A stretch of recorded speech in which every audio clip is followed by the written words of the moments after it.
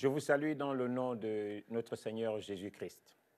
Bienvenue à Ciel TV et nous vous accueillons particulièrement sur notre plateforme Facebook, YouTube et Ministère Ciel. C'est la plateforme de notre application. Je bénis aussi la famille Ciel, tous les membres de la famille Ciel, vous qui, dimanche après dimanche, portez votre Église et portez votre ministère. Je ne vais pas oublier tous les amis de Ciel, toutes ces personnes qui nous aiment et qui aiment bien partager le culte, qui aiment bien vivre ces moments extraordinaires avec nous. J'accueille aussi tous les chrétiens qui nous découvrent pour la première fois et c'est un privilège de vous avoir. Nous sommes unis autour de la parole de Dieu qui est notre source de vie et notre source de joie. J'aimerais vraiment, avant de commencer mon message aujourd'hui, nous encourager encore que le Seigneur compte sur nous. Et notre capacité à nous engager dans l'œuvre de Dieu est importante. Sans elle, l'œuvre de Dieu aura du mal à se répandre sur toute la terre. Et c'est notre responsabilité. Nous devons servir le Seigneur avec beaucoup de zèle, chaque jour avec plus d'amour pour le Seigneur Jésus-Christ qui s'est sacrifié pour nous. Et je nous encourage. Notre engagement ne peut pas être un engagement léger. Nous devons être entiers dans ce que nous faisons. Nous devons être engagés, esprit, âme et corps, dans les œuvres de Dieu. Et c'est pour ça que je nous interpelle encore ce matin, ce dimanche 7 juin, nous tous qui sommes là devant le Seigneur, que notre engagement soit total. Comme je le dis régulièrement, si tu as choisi Jésus comme patron, il faut que tu le serves à fond. Tu ne peux pas servir Jésus en lui donnant le minimum de ce que tu peux faire. Nous devons lui donner le maximum de notre maximum. Et j'interpelle encore l'Église. Après ces temps que nous avons passés, ces temps de confinement, l'Église doit avoir un autre visage. L'Église doit être différente. Ton engagement doit être différent. Ça ne peut plus être la même chose. Le Seigneur Jésus est en train de nous montrer que nous devons continuellement avoir des stratégies nouvelles, mais cela n'est possible que si nous sommes assis au pied du Saint-Esprit. Et j'encourage beaucoup parmi nous qui n'ont pas encore une vie de prière constante, qui n'ont pas encore une vie de prière régulière, à vous connecter au Saint-Esprit dans les temps de prière et dans les temps d'intercession. Un chrétien ne peut pas vivre sans prier. Un vrai chrétien a besoin de cette source d'inspiration. Il a besoin de se connecter à la source divine pour être renouvelé. C'est là que le Seigneur nous équipe. C'est là que le Seigneur nous donne des armes pour avancer dans ce monde de plus en plus difficile. Dimanche dernier, je nous ai partagé un thème sur la stabilité de notre cœur face à la parole de Dieu. C'est un thème important. Nous vivons dans une société où nous sommes continuellement sollicités, dans un monde qui est en pleine mutation ou qui va tellement vite que si on n'a pas des valeurs, si on n'a pas des sources sûres dans lesquelles on s'abreuve, on sera perdu. Et notre cœur est continuellement en mouvement. Et il est important pour nous de comprendre que nous devons être focalisés sur Dieu. Et c'est pour ça que la stabilité de notre cœur est importante face à ce monde qui est continuellement en pleine mutation. Et le texte que nous avons partagé dimanche dernier se trouvait dans le livre de Psaume, le chapitre 119, le verset 36. Il est écrit « Incline mon cœur vers tes préceptes et non vers le gain. » Incline mon cœur vers tes préceptes et non vers le gain. C'est une prière. Cette prière est adressée à Dieu pour que nous puissions continuellement avoir notre esprit focalisé sur les préceptes de Dieu. Parce que nous pouvons vivre toute une vie en train de poursuivre du regard ce qui va disparaître. Il n'est pas question pour toi, il n'est pas question pour moi, il n'est pas question pour les enfants de Dieu de poursuivre du regard ce qui va disparaître. Dieu veut que notre foi, que notre cœur soit stabilisé en lui seul. C'est lui qui a la capacité de nous transformer et c'est lui qui a la capacité de nous amener chaque jour un peu plus de l'avant. Le Seigneur veut que tu sois ferme dans tes résolutions et à cause de cela, tu as besoin que ton cœur ne s'incline pas vers le gain. C'est quoi le gain? Le gain, c'est tout ce qui est passager. C'est tout ce qui nous donne des illusions, d'avoir un sentiment que notre vie est meilleure aujourd'hui. alors que notre lendemain n'est pas assuré. Le gain, c'est toutes ces facilités que l'ennemi met devant nous pour nous donner un plaisir passager. Mais le Seigneur veut que notre joie et notre stabilité soient fondées dans notre relation avec lui. Aujourd'hui, j'aimerais toujours, dans le but de construire notre engagement avec Dieu, dans le but de nous interpeller, à nous positionner davantage dans l'action, parce que nous sommes ouvriers avec Dieu, et Dieu nous attend dans l'action. Dieu n'a d'autre main que nos mains, Dieu n'a d'autre cœur que nos cœurs, Dieu n'a d'autres yeux que nos yeux. Alors, bien-aimé, mon frère, ma sœur, ce que tu vois, ce que tu entends, doit être capable de te mettre en mouvement pour combattre les mêmes combats que Dieu. Ce que tu vois, là où tu vis, là où tu es, doit être capable de te mettre en mouvement pour poser des actes en faveur de Dieu, pour poser des actes en faveur de la parole de Dieu. Le Seigneur veut gagner ce monde et c'est pour ça qu'il est venu, afin que les pécheurs puissent lui donner leur vie. Et nous, nous sommes des instruments que Dieu utilise pour que cela soit possible. Peut-être que tu te négliges, peut-être que tu ne te prends pas au sérieux, mais ce que je veux te dire ce matin, c'est que la parole de Dieu, lorsque tu t'accroches à elle, elle a la capacité de te mettre en mouvement.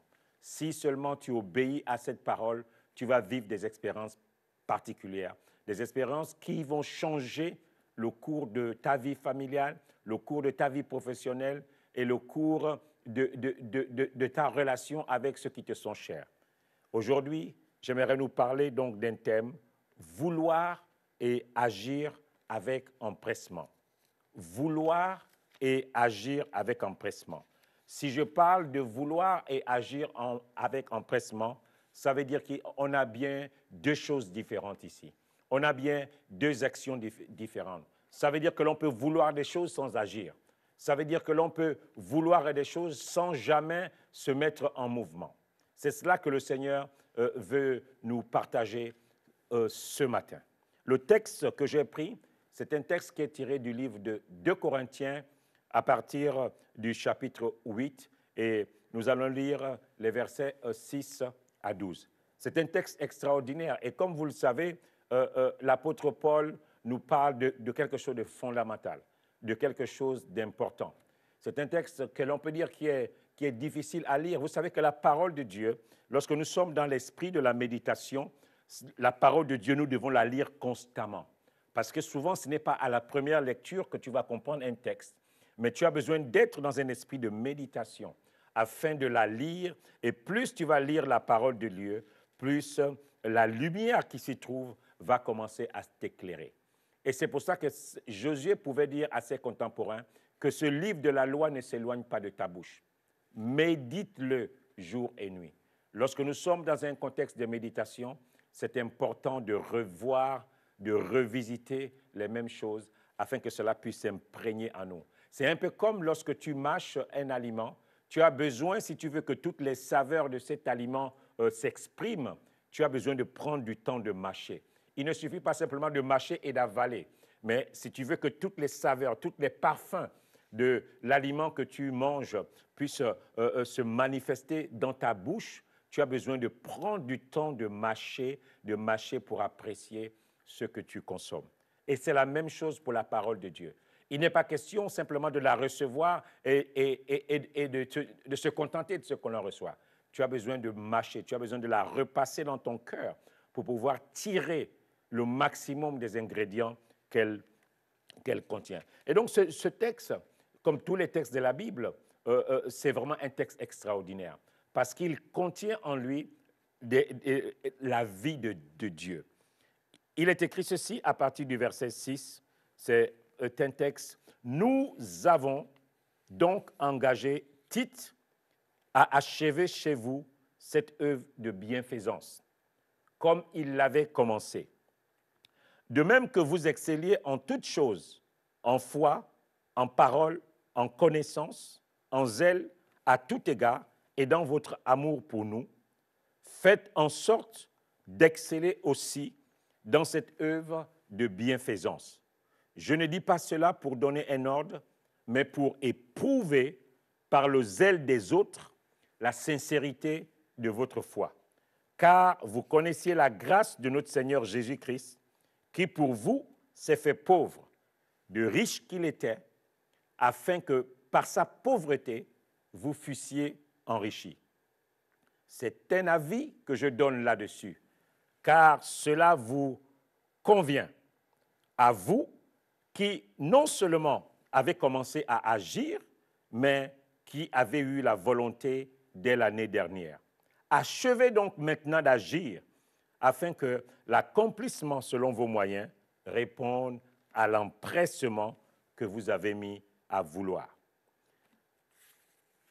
La bonne volonté, quand elle existe, est agréable en raison de ce qu'elle a à sa disposition et non de ce qu'elle n'a pas.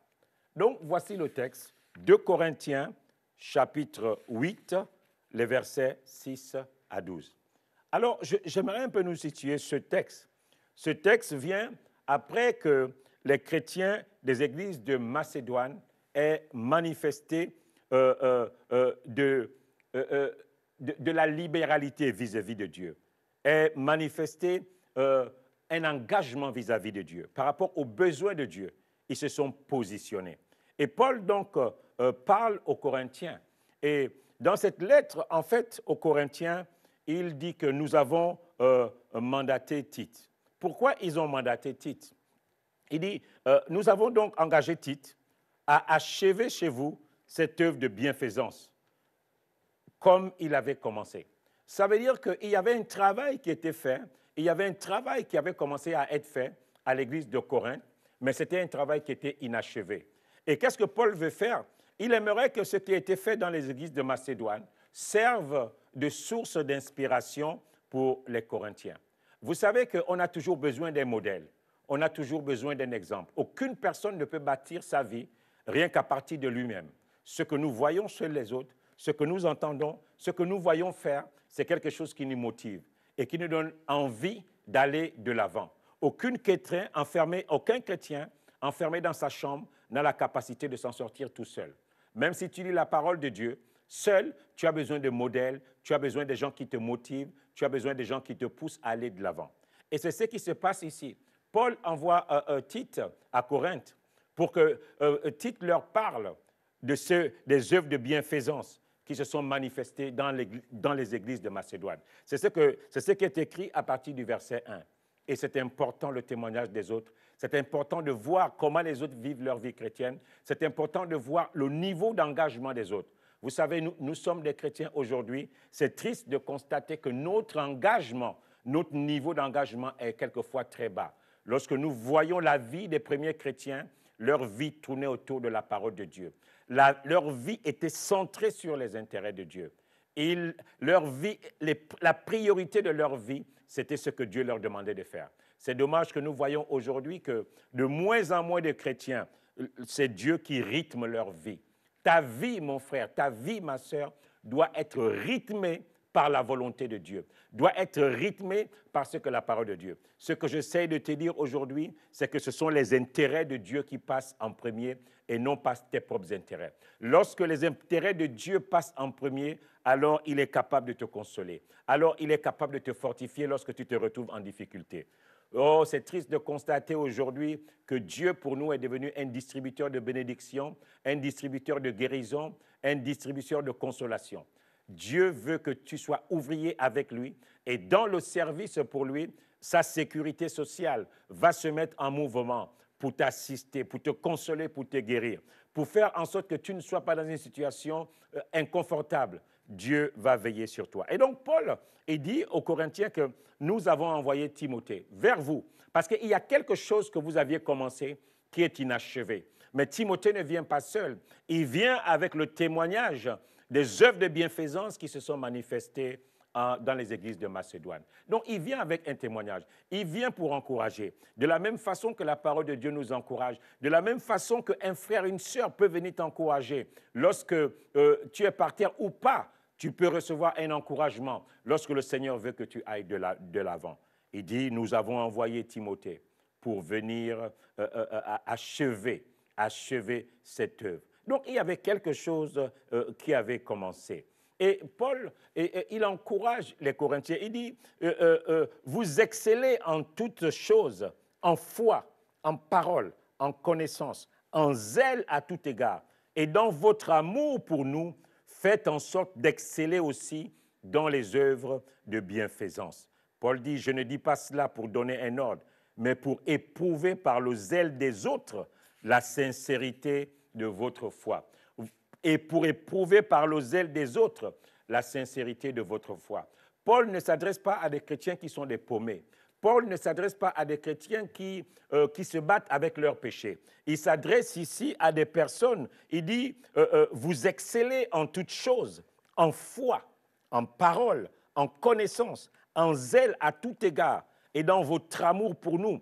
Faites en sorte aussi d'exceller dans cette œuvre que vous avez commencée, mais qui est restée inachevée. Donc Paul parle à des personnes qui aiment Dieu. Paul parle à des personnes qui ont manifesté au travers du temps un intérêt particulier pour Dieu.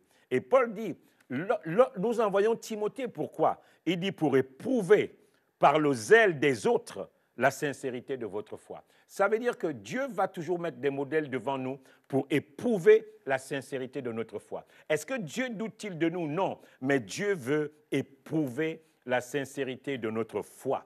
Alléluia. C'est pour cela que Timothée vient. Il vient avec le témoignage des autres. Il vient avec le niveau d'engagement des autres. Pourquoi? Pour que les chrétiens de Corinthe aient la capacité d'achever des choses qu'ils ont commencées. Ils aient la capacité d'achever des œuvres qu'ils ont commencées. Qu'ils aient la capacité d'achever tout ce qui n'a pas été achevé dans leur vie. Ce matin, je nous parle de vouloir et agir avec empressement. Vouloir et agir avec empressement. Voilà ce que la parole de Dieu fait. Nous avons besoin d'un modèle. Un modèle peut te permettre de bouger. Un modèle peut t'amener à te mettre en mouvement et ne pas rester simplement avec des désirs et ne pas rester simplement avec des vœux pieux sans jamais te mettre en mouvement. C'est pour ça que ce matin, je nous parle de vouloir et agir. Ces personnes-là, ils avaient commencé quelque chose. Ils avaient commencé une œuvre, mais il y avait quelque chose qui manquait. Ils avaient besoin d'un témoignage. Vous savez, quelquefois, tu as besoin d'un témoignage pour comprendre qu'il faut que tu bouges. Tu as besoin d'un témoignage pour comprendre qu'il faut que tu te mettes en mouvement. Parce que Dieu veut que nous puissions bouger, il va mettre des témoignages autour de ta vie. Quelquefois, ta responsabilité dans ce que tu entends, dans ce que tu vois, tu dois être capable de te dire, Dieu, au travers de ce qui est en train de me dire, veut me mettre en mouvement. C'est ta responsabilité. Ce n'est pas la responsabilité du pasteur, ce n'est pas la responsabilité de ton frère ou de ta sœur, mais c'est ta responsabilité. Et Paul continue cette lettre qu'il adresse, et nous parcourons cette lettre avec lui. Il dit, vous connaissiez la grâce de notre Seigneur Jésus-Christ, qui, pour vous, s'est fait pauvre de riche qu'il était, afin que par sa pauvreté, vous fussiez enrichis. Il est en train de nous dire que Jésus-Christ n'a pas simplement eu une volonté sans se mettre en mouvement. Il n'a pas simplement eu envie de sauver l'humanité. La Bible déclare qu'il a quitté la gloire céleste et il est descendu. Il est devenu homme et il est venu nous montrer qu'il était capable de vivre dans un corps de chair, la vie avec Dieu. Et par sa grâce aujourd'hui, nous avons été réconciliés avec Dieu. Et nous avons la possibilité d'être enrichis. Ici, lorsqu'on parle d'être enrichi, j'imagine des gens qui voient des billets d'argent et des pièces d'argent. Ce n'est pas cela dont on nous parle. Ça veut dire que tout ce que Dieu a de disponible au ciel, nous avons la possibilité d'y accéder. C'est la paix, la joie, le bonheur, la guérison et toutes ces choses qui font que notre vie soit agréable et que nous soyons capables de le servir sans tristesse, sans découragement, parce que toutes ces choses existent dans la banque céleste. C'est pour cela que lorsque nous servons Dieu, nous ne devons pas nous préoccuper de ces choses. La Bible dit que recherchez d'abord le royaume de Dieu et sa justice, et toutes les autres choses nous seront données. Et Paul, il dit ceci, vous connaissez la grâce de notre Seigneur Jésus-Christ, qui ne s'est pas contenté d'avoir de la volonté de nous sortir de nos difficultés. La Bible déclare qu'il s'est fait pauvre, de riche qu'il était, afin que par sa pauvreté, nous fussions enrichis. C'est important de comprendre cela. Combien de chrétiens sont dans des difficultés? Parce que simplement, ils attendent qu'une porte s'ouvre au ciel pour que leur tristesse, pour que la source de leur difficulté s'arrête. Mais ce que je veux te dire ce matin, que le Seigneur nous a tout acquis à la croix. Ce que tu as besoin de faire, c'est de t'accrocher à ce Seigneur-là et de comprendre que si tu es un avec lui, oh bien-aimé, tes intérêts seront les intérêts de Dieu. Les intérêts de Dieu seront tes intérêts. En fait, tu vas aligner ta vie à la parole de Dieu et les choses seront différentes. Et Paul dit ceci au verset 10, c'est un avis que je donne là-dessus, car cela vous convient, à vous qui non seulement avez commencé à agir, mais qui en avez eu la volonté dès l'année dernière. J'étais en train de vous dire qu'il y a une œuvre dans la vie des Corinthiens qui était inachevée. Et cela faisait 1 an que les choses n'avaient plus bougé. Paul dit ici de cette œuvre de bienfaisance qu'ils en avaient eu la volonté l'année dernière. Et quelques temps sont passés, rien n'a été fait. C'est pour cela que Paul, en bon gestionnaire, en bon responsable, il décide d'envoyer Tite. Il décide de l'envoyer pour que cette œuvre qui a commencé dans la vie des chrétiens zélés, des chrétiens remplis de foi, puisse s'achever. Il dit, à vous qui non seulement avez commencé à agir, mais qui en avez eu la volonté dès l'année dernière. Ça veut dire que l'année dernière, lorsque tu avais eu le désir que ta vie doit être transformée, que ta vie doit être différente, que ta vie ne sera plus jamais la même, que ta vie de prière ne sera plus la même, que ta vie de méditation ne sera plus la même. Tu avais tellement de force et de détermination. C'est souvent cette force et cette détermination que nous avons chaque début d'année. On prend de nouveaux engagements. On s'est dit que cette année, je dois lire la Bible dans son entièreté. Cette année, ma vie de prière doit changer. Cette année, mon engagement à l'Église doit changer. Et quelque temps après, on se rend bien compte que notre engagement ne change pas. Nous restons les mêmes. Et Paul a vu cela. Et il envoie Tite, il dit, va les encourager, va déplacer leur ligne, va faire en sorte que quelque chose se passe. Et Paul dit à ces chrétiens de Corinthe, achevez donc maintenant d'agir, achevez d'agir. Ce qui a commencé, vous devez l'achever. Bien-aimés, on ne peut pas être continuellement dans des entreprises inachevées. Il y a un temps où ce qui a commencé dans ta vie, tu dois l'achever. Il y a un temps où tous les chantiers que tu as commencés dans ta vie doivent s'achever. Il y a certes des chantiers qui vont prendre plus de temps que d'autres, mais il y a des choses qui doivent s'achever en toi. Ça fait depuis quelque temps que tu te bats avec le même péché. Tu te bats avec les mêmes difficultés. Tu as du mal à avancer. Il est temps que tu achèves d'être un chrétien paresseux. Il est temps que tu achèves l'œuvre de discipline que tu as commencée dans ta vie. Il est temps que tu achèves l'œuvre de sérieux que tu as commencé dans ta vie. Il est temps que ta vie de prière soit vraiment transformée, révolutionnée. Il est temps que ta vie de méditation de la parole de Dieu puisse se mettre en place et que tu aies enfin défini des choses qui marchent et qui te permettent de te mettre en mouvement. Et Paul dit, cette œuvre de bienfaisance que vous avez commencée, oh bien-aimés, vous devez l'achever maintenant, afin que l'accomplissement selon vos moyens réponde à l'empressement que vous avez mis à vouloir. Paul est en train de leur dire que lorsque je vous avais parlé de ce projet, vous étiez zélés, vous avez voulu le mettre en mouvement tout de suite, vous avez voulu que les choses bougent tout de suite. Oh, mais quelques temps sont passés. Paul dit que le zèle que vous avez eu ce jour-là, c'est le même zèle que vous devez utiliser maintenant. Que1 an est passé, maintenant que des mois sont passés, ce même zèle-là, c'est celui que tu dois mettre en mouvement pour que les choses bougent. Il ne suffit pas de vouloir simplement. Il ne suffit pas de vouloir. Paul est en train de leur dire ici que vous avez voulu voir quelque chose. Le temps d'agir est arrivé. Achevez donc maintenant d'agir. Vous avez commencé à agir. Vous avez commencé à mettre des choses en place. Il est temps d'achever d'agir. Le Seigneur nous parle à chacun de nous ce matin. Tous ceux qui ont des œuvres inachevées dans leur vie, tous ceux qui ont des chantiers inachevés dans leur vie, achevez donc maintenant d'agir. Et le zèle que vous aviez eu lorsque vous avez commencé ce chantier, ce zèle, vous devez l'utiliser parce que c'est lui qui doit vous pousser de l'avant.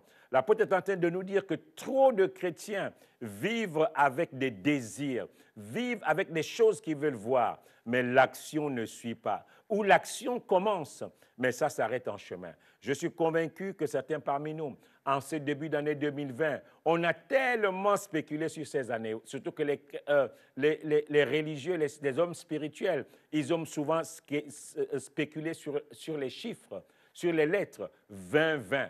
Oh, j'ai entendu des prédications où on dit qu'il y a 2 20 dans cette année. C'est comme s'il y avait 2 grâces particulières et chacun de nous s'est positionné comme il a compris. Mais bien aimé, il ne suffit pas de vouloir, mais il faut achever d'agir. On peut mettre de l'empressement à vouloir faire des choses sur le coup sans poser des actes concrets. On peut mettre de l'empressement à vouloir faire des choses sur le coup, mais sans poser des actes concrets. L'apôtre Paul nous encourage par la parole de Dieu aujourd'hui. Il t'encourage, toi qui as des sentiers inachevés. Il faut que tu achèves d'agir. Il faut que tu achèves ce que tu as commencé. Le Seigneur veut que nous ayons de l'empressement, mais cet empressement doit nous mettre en mouvement. Le Seigneur veut que nous ayons de l'empressement, mais le but de cet empressement, c'est de nous mettre en mouvement.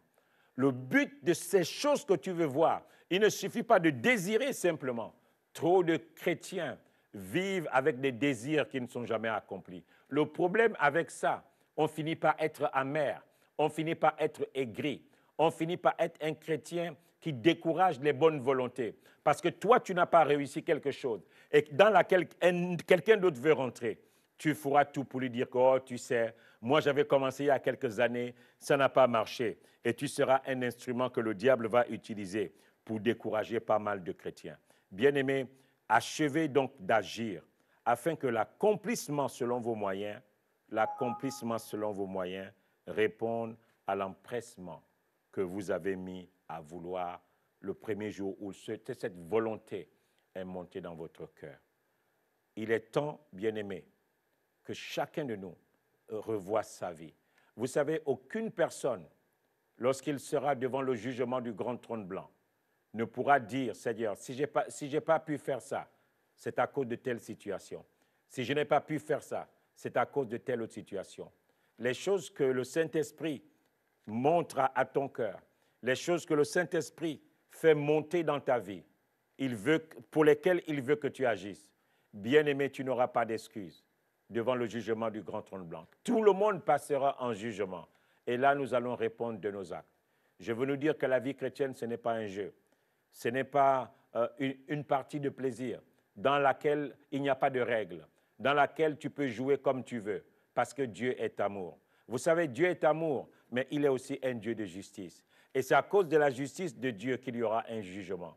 Parce que lorsqu'on parle de justice, bien-aimé, ça veut dire que tout le monde n'est pas logé à la même enseigne.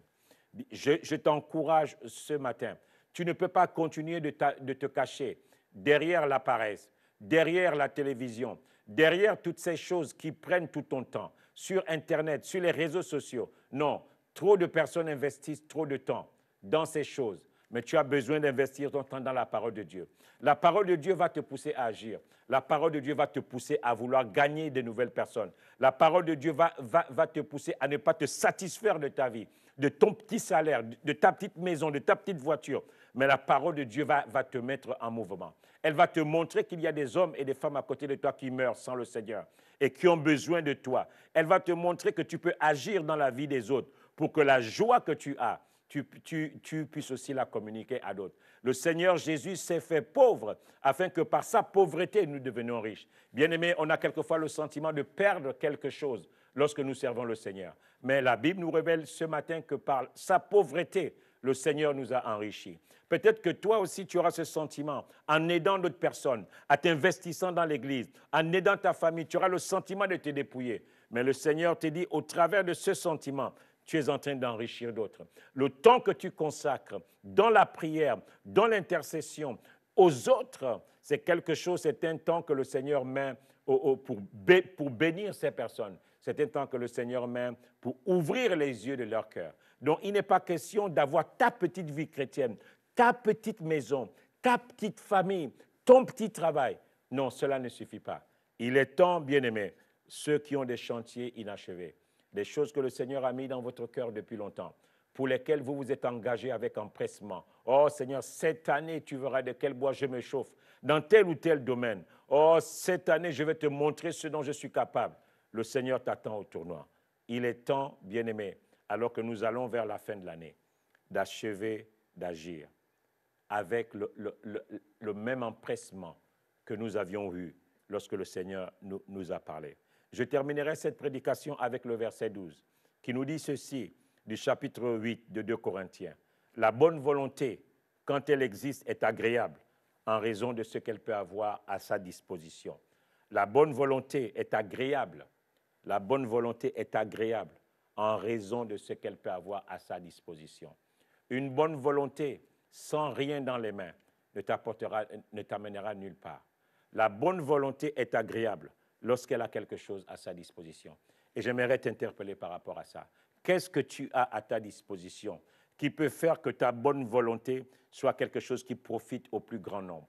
Qu'est-ce que tu as à ta disposition? Qu'est-ce que tu as aujourd'hui qui peut faire que ta bonne volonté, ton désir de changer le monde, ton désir de changer les autres, qu'est-ce que tu as à ta volonté qui peut faire que tu rendes la vie agréable à d'autres? Le Seigneur t'interpelle ce matin, bien-aimé, qu'il ne suffit pas de vouloir. Il ne suffit pas de vouloir. Il faut vouloir et agir, mais avec empressement. Il faut vouloir et agir. Vous savez, lorsque nous voulons quelque chose, nous manifestons toujours un certain empressement. Nous voulons que la chose se fasse immédiatement. Le Seigneur te dit ce matin que le même empressement que tu manifestes à vouloir les choses, c'est le même empressement qui doit te pousser à l'action. J'aimerais vraiment t'encourager aujourd'hui, mon frère, ma sœur, à vouloir et à agir avec empressement. Il y a un mystère dans ce message. Lorsque tu veux, il y a un empressement qui te motive. Cet empressement qui te motive, tu dois l'utiliser pour agir. Je veux voir telle chose changer. Je veux voir la situation être décantée. Je veux voir telle chose. Ce désir, cet empressement que tu as à vouloir que les choses changent, le Seigneur te dit ce matin que tu dois t'appuyer sur ça pour agir. Tu dois t'appuyer sur ça pour transformer les choses. J'aimerais vraiment que cette parole te bénisse ce matin et qu'elle soit pour toi une source de bénédiction. Je t'encourage à la méditer. Comme je l'ai dit tout à l'heure, nous devons repasser continuellement la parole de Dieu dans notre cœur. Vous savez, Paul avait des paroles quelquefois difficiles à comprendre parce que c'était un érudit. C'était quelqu'un qui écrivait des choses quelquefois qui étaient au-dessus de l'entendement de tous les hommes. Mais par le Saint-Esprit, nous avons la capacité de percer les révélations qu'il a reçues du Saint-Esprit. Sois encouragé ce dimanche 7 juin. Je te conseille de relire ces écrits afin qu'elles puissent s'imprégner en toi, afin que tu puisses bénéficier de la largeur, de la hauteur, de la longueur et de la profondeur de ce qui est dit dans ces paroles. Que le Seigneur nous bénisse et bon dimanche à tous. Que cette semaine qui commence soit pour nous une semaine favorable. Que la maladie s'éloigne de votre maison et que la faveur de Dieu vous accompagne. Que toutes les choses pour lesquelles vous vous battez aujourd'hui, que Dieu vous donne la force de combattre pour que ces choses s'éloignent de votre maison. Soyez bénis au nom de Jésus et nous disons tous un grand Amen.